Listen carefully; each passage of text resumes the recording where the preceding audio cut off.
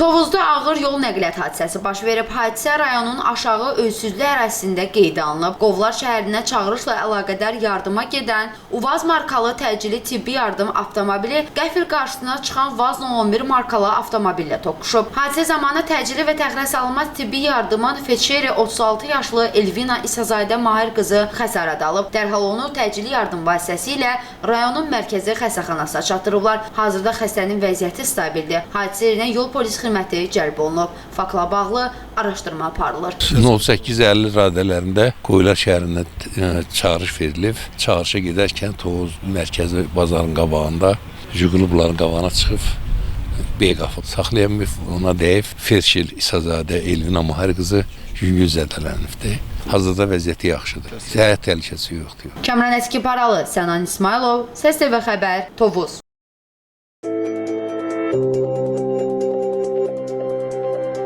Thank you.